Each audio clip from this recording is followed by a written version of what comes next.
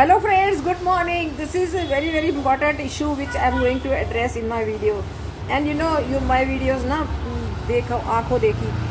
So I start hurriedly. You know, when I was in SGT University, one day I was called in Dean's office and I was told I have a complaint against me that whatever I was in charge of the nursing section.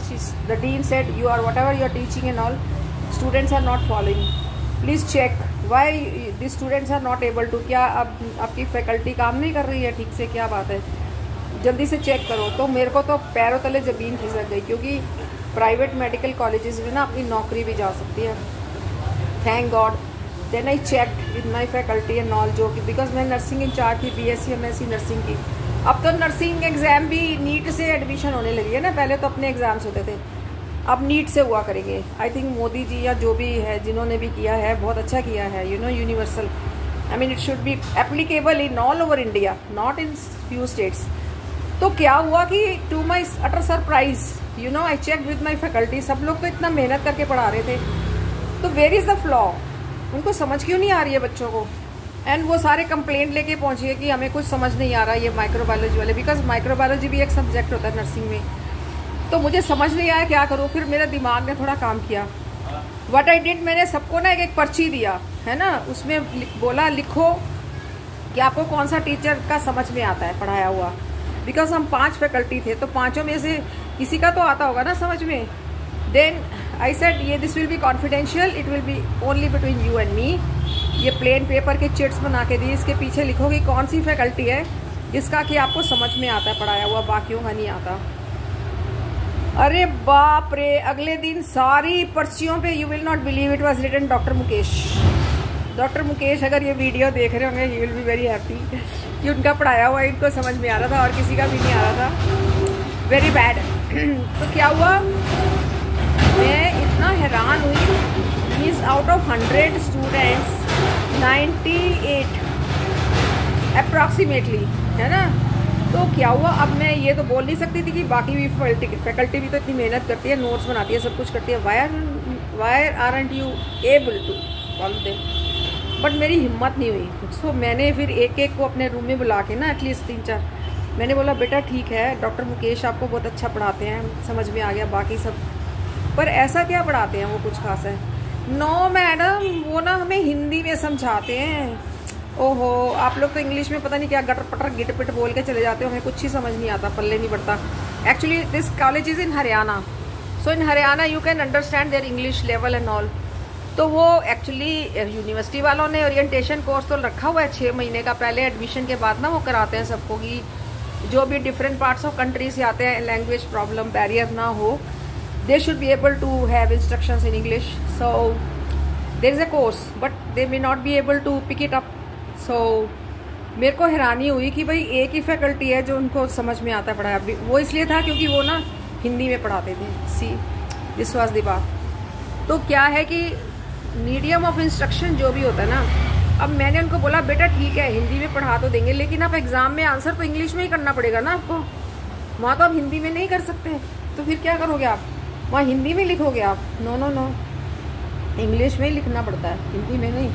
So then I explain then each and everything, you know, but मेरे को बड़ी हैरानी हुई। फिर I told to the dean also कि it is not so, सारी faculty इतनी मेहनत करती है and me also, so I show you the result, something like that we have to say ना, नहीं तो तुम्हारी तो गई ना, फिर नौकरी से छुट्टी हो गई। टन टन टन टन। सो फिर मैंने कोशिश किया कि कैसे कैसे करके उनको, मतलब हिंदी इंग्लिश दोनों मिला मिलू के कैसे कैसे उनको पढ़ाया जाए, so how to teach them. So this was one instance. दूसरा क्या था कि मैं अपने यहाँ के मोहल्ले के या जो भी थोड़े मेड्स वेड के बच्चे हैं ना, उनको पकड़ पकड़ के ज़बरदस्ती, अब वो ना मैंने देखा सारे जो गवर्नमेंट स्कूल्स में उनका हिंदी मीडियम है यार, वो चतुर्भुज त्रिभुज त्रिकोण कुछ समझ ही नहीं आता।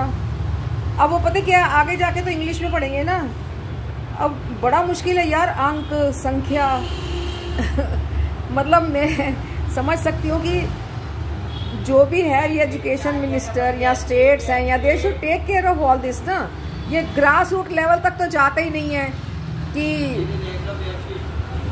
इधर बैठो 2 मिनट, तो वो देखते ही नहीं है कि भाई क्या करना क्या नहीं, है ना। तो बच्चों का भविष्य खराब हो रहा है ना यार। कितने ब्रिलियंट स्टूडेंट्स होते हैं बीच में, उनको इंग्लिश में कुछ भी नहीं आता है।